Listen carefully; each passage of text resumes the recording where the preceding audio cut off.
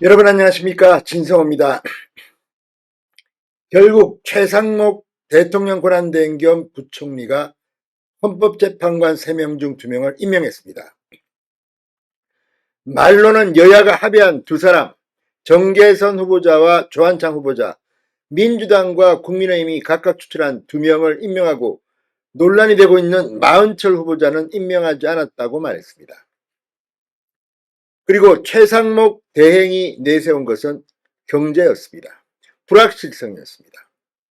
안정을 위해서 이런 선택을 했다고 했습니다. 그런데 이게 완전 원칙에는 맞는 것인지. 자, 방금 전 국민의힘 권성동 원내대표가 최상목 대행을 직격탄을 날리는 입장을 발표했습니다. 대원칙을 어겼다는 겁니다.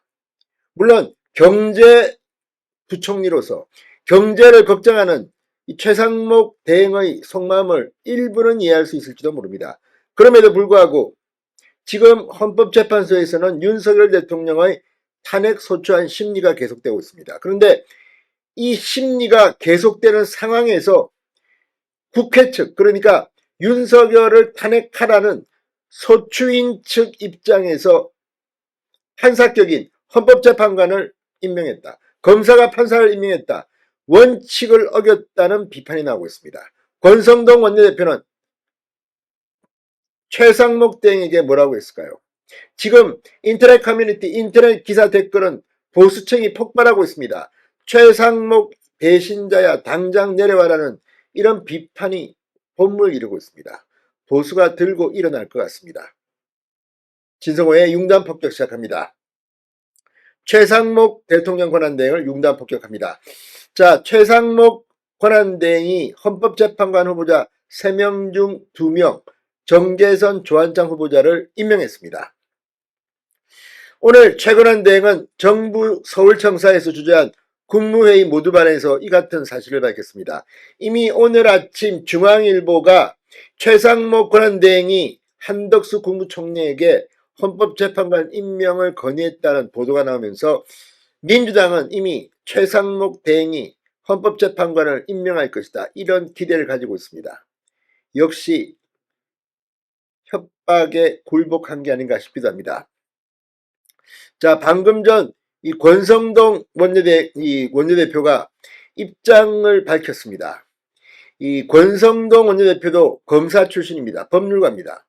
지금 최상목 대통령 권한대행의 이 헌법재판관 임명 상당히 실망했다고 분노했습니다. 권성동 원내대표는 오늘의 결정은 잘못된 선례로 남을 것이라고 말했습니다.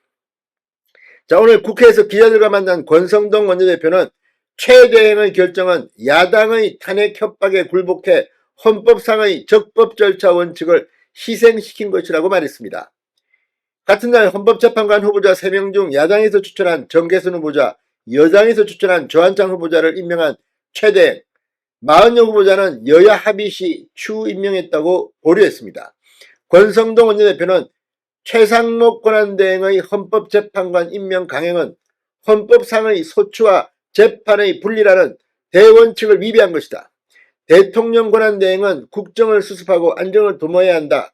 국정의 현상 유지를 기본으로 해야 하고 권한의 범위를 현상 변경까지 확대하는 것은 자제해야 한다고 말했습니다. 권성동 원내대표는 그런데 헌법재판관 임명 강행은 중대한 현상 변경에 해당한다. 한덕수 국무총리가 여야 합의 정신을 지켜달라는 말을 인용하면서 최 대행은 한 총리의 결단을 되돌아봐야 할 것이라고 말했습니다. 권성동 원내대표는 민주당의 탄핵 인질극은 앞으로도 계속될 것이다. 최 대행이 야당의 겁박에 다시 굴복하는 일이 없기를 바랄 뿐이라고 말했습니다. 자, 지금 이 보수층 최상목 권한대행이 올해의 마지막 날 이렇게 기습적으로 헌법재판관 후보자 3명 중 2명을 임명한 데 대해서 분노가 폭발하고 있습니다.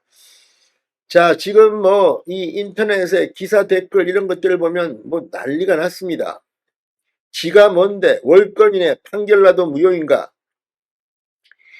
일부에서는 기막힌 한 수다, 최대행 기대된다는 말도 있습니다. 그러나 대다수는 지금 최상목 대행을 비판하는 글들로 지금 도배되고 있습니다. 네가 뭔데 헌재를 임명해? 대행의 대행이 무슨 권한으로 헌재를 임명해? 너 헌법 위반이야. 자, 뭐 이 녀석도 윤석열 시사발인에 탄핵 맞아라.